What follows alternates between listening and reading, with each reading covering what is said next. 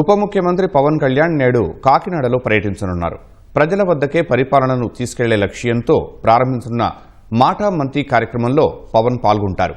ఈ కార్యక్రమం ద్వారా రాజకీయాల్లో కొత్త విధానానికి నాంది పలుకుతున్నట్లు ఎమ్మెల్యే పంతం నానాజీ తెలిపారు.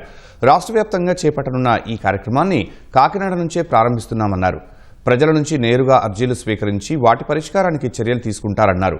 దీర్ఘకాలంగా పెండింగ్లో ఉన్న సమస్యలపై కూడా చర్చించనున్నట్లు తెలిపారు.